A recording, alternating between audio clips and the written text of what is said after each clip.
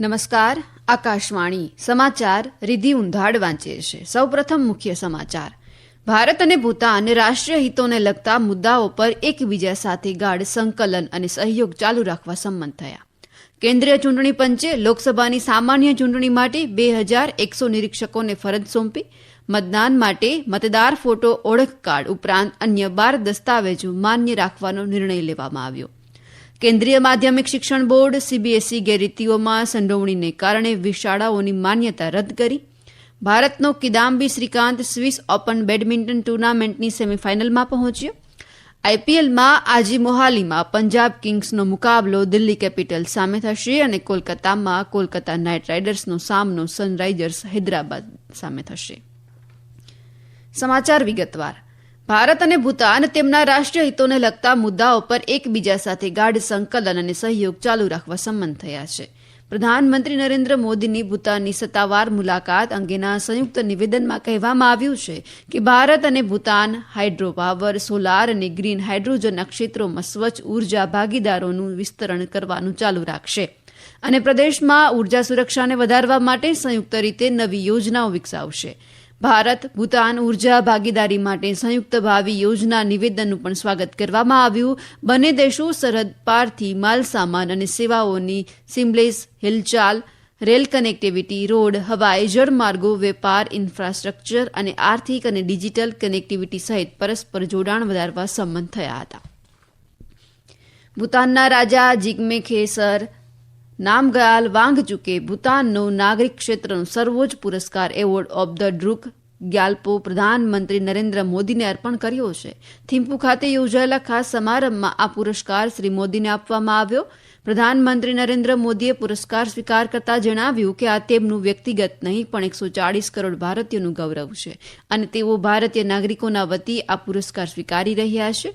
ઉલ્લેખનીય છે કે શ્રી મોદી આ ગૌરવપ્રદ પુરસ્કાર મેળવનાર પ્રથમ વિદેશી અગ્રણી છે.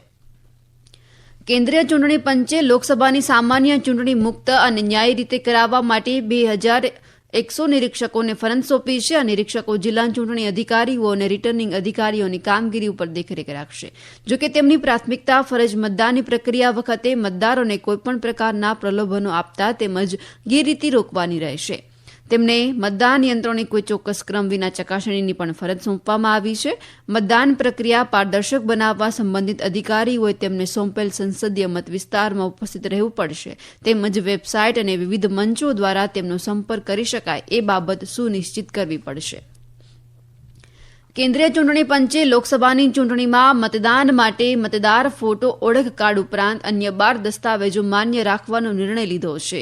આ નિર્ણય મુજબ મતદાનની ઓળખ માટેના મતદાર ફોટો ઓળખ કાર્ડની અવેજીમાં અન્ય 12 દસ્તાવેજો પણ ચૂંટણી પંચ દ્વારા માન્ય કરવામાં આવ્યા છે, જેમાં Aadhaar card, job card, bank passbook, driving licence, PAN card, Indian passport સહિતના માન્ય દસ્તાવેજોનો સમાવેશ કરવામાં આવ્યો છે.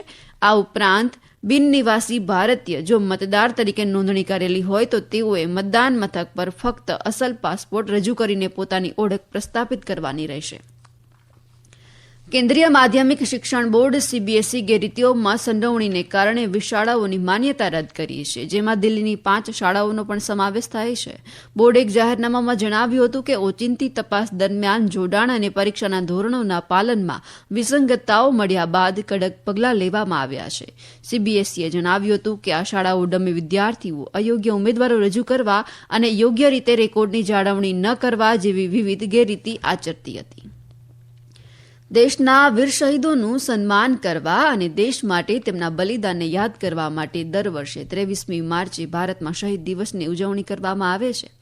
દેશની સ્વાતંત્ર્ય ચળવળ માટે 23 માર્ચ 1931 એટલે કે આજના દિવસે ભગતસિંહ, રાજગુરુ અને સુખદેવને લાહોર સેન્ટ્રલ જેલમાં ફાંસી આપવામાં આવી હતી. આ ત્રણેય નૌજવાને દેશ માટે થઈને શહીદી વહોરી દીધી હતી. ત્યારથી આપણા દેશમાં આ દિવસને શહીદ દિન તરીકે ઉજવવામાં આવે છે. આજે પંજાબ સહિત દેશભરમાં આ શહીદોને ભાવુક શ્રદ્ધાંજલિ આપવામાં આવી રહી છે. આ સમાચાર આપ આકાશવાણી પરથી સાંભળી રહ્યા છો. મુંબઈની એક વિશેષ અદાલતે 2008ના માલેગાંવ વિસ્ફોટ કેસમાં હાજર ન થવા બદલ ભાજપ સાંસદ પ્રજ્ઞાસિંહ ઠાકુર વિરુદ્ધ જારી કરાયેલ જામીન વોરંટને રદ કરી દીધું છે. 20 માર્ચના રોજ ખાનગી હોસ્પિટલમાં દાખલ કરાયેલી પ્રજ્ઞાસિંહ ત્યાંથી ડિસ્ચાર્જ થયા બાદ અદાલતમાં હાજર થતા વોરંટ રદ કરવામાં આવ્યું હતું. નિવેદન નોંધવાની નિર્ધારિત તારીખે હાજર ન રહેવા બદલ અદાલતે 11 માર્ચે જામીનપાત્ર વોરંટ પણ જારી કર્યું હતું. પશ્ચિમ બંગાળમાં બસીરહાટ સબ ડિવિઝનલ અદાલતે શેખ શાહજહાંને 6 દિવસની સીબીઆઈ કસ્ટડીમાં મોકલી દીધા છે. ગઈકાલે 9 લોકોને અદાલતમાં એન્ફોર્સમેન્ટ ડિરેક્ટોરેટની ટીમ પર હુમલાના સંબંધમાં રજૂ કરવામાં આવ્યા હતા. આ વર્ષે 5મી જાન્યુઆરીએ તેની ધરપકડ કરવામાં આવી હતી. ચૂંટણી પંચે પશ્ચિમ બંગાળના 4 જિલ્લામાં 9 જિલ્લા મેજિસ્ટ્રેટની નિમણૂક કરી છે. પંચે ગઈકાલે લોકસભા ચૂંટણી પહેલા પૂર્વે મેદિનીપુર, ઝારગ્રામ, પૂર્વા બર્ધમાન અને બીરભૂમ જિલ્લાના જિલ્લા મેજિસ્ટ્રેટની બદલીનો આદેશ પણ આપ્યો હતો. મહારાષ્ટ્ર સરકારે ઇકબાલસિંહ ચહલને મુખ્યમંત્રી સચિવાલયના પ્રભારી અધિક મુખ્ય સચિવ તરીકે નિયુક્ત કર્યા છે. ભૂષણ ગગરાણીના સ્થાને તેમની નિમણૂક કરવામાં આવી છે. ચૂંટણી પંચની સૂચના પર શ્રી ગગરાણીને બૃહન મુંબઈ મહાનગરપાલિકાના નવા કમિશનર બનાવવામાં આવ્યા છે. લોકસભા ચૂંટણીની જાહેરાત પછી ચૂંટણી પંચે રાજ્ય સરકારને ચહલ અને અન્ય કમિશનરો, વધારાના કમિશનરો અને મ્યુનિસિપલ બોડીના ડેપ્યુટી કમિશનરોની બદલી કરવાનો પણ આદેશ આપ્યો હતો. ભારતનો Kidambi Srikanth Swiss Open badminton ટુર્નામેન્ટની સેમીફાઇનલમાં પહોંચી ગયો છે. શ્રીકાંતે સ્વિટ્ઝરલેન્ડના બાસેલમાં પુરુષ સિંગલ્સની ક્વાર્ટર ફાઇનલમાં તાઇવાનના લી ચિયાહાઓને 21-10, 21-14થી પરાજય આપ્યો હતો. ફાઇનલમાં સ્થાન મેળવવા માટે શ્રીકાંત આજે તાઇવાનના જ લિન ચુની સામે ટકરાશે. અન્ય ક્વાર્ટર ફાઇનલ મેચોમાં પ્રિયાંશુ રાજાવતનો તિયેન ચેન ચાઉ સામે 15-21, 19-21થી પરાજય થયો હતો, જ્યારે કિરણ જોર્જ ડેનમાર્કના રાસ્મસ ગેમકે સામે 23-21, 17-21, 15-21થી હારી ગયો હતો. 17મી ઇન્ડિયન પ્રીમિયર લીગ ક્રિકેટની પ્રથમ મેચમાં અગાઉની વિજેતા ચેન્નઈ સુપર કિંગ્સે રોયલ ચેલેન્જર્સ બેંગ્લોરને 6 વિકેટથી પરાજય આપ્યો. ચેન્નઈના એમએ ચિદમ્બરમ સ્ટેડિયમ ખાતે રોયલ ચેલેન્જર્સ બેંગ્લોરે ટોસ જીતીને પ્રથમ બેટિંગ કરી અને નિર્ધારિત 20 ઓવરમાં 6 વિકેટ 173 રન બનાવ્યા, જેમાં રચિન રવિન્દ્રએ 37 અને અનુજ રાવતે 48 રન બનાવ્યા હતા. ચેન્નઈ સુપર કિંગ્સે 8 બોલ બાકી રહેતા 174 રનનો લક્ષ્યાંક હાંસલ કર્યો હતો. ચેન્નઈ સુપર કિંગ્સ માટે મુસ્તાફિઝુર રહેમાને 4 વિકેટ લીધી હતી. આ પહેલા ચિદમ્બરમ સ્ટેડિયમમાં રંગારંગ ઉદઘાટન સમારોહ સાથે આઈપીએલની શરૂઆત થઈ હતી.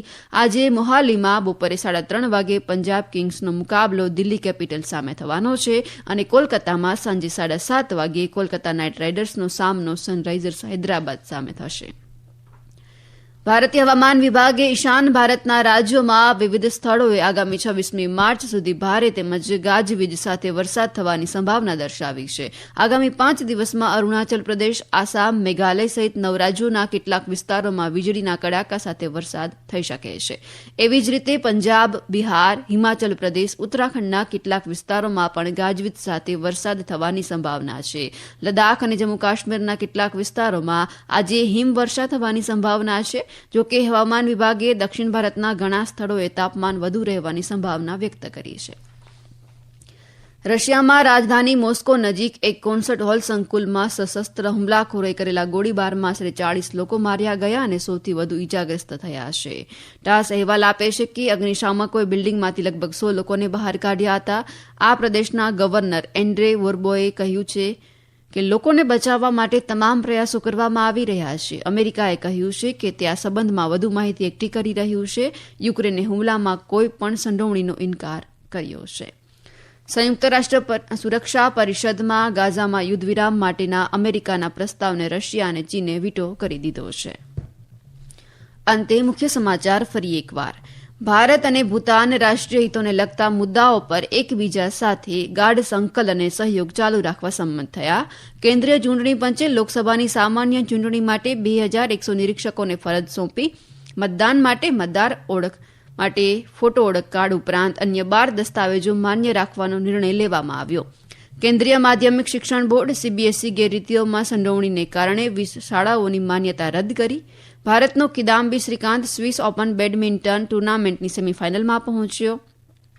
અને આઈપીએલમાં આજે મોહાલીમાં પંજાબ કિંગ્સનો મુકાબલો દિલ્હી કેપિટલ્સ સામે થશે અને કોલકાતામાં કોલકાતા નાઇટ રાઇડર્સનો મુકાબલો સનરાઇઝર્સ હૈદરાબાદ સામે થશે. આકાશવાણી પરથી સમાચાર પૂરા થયા.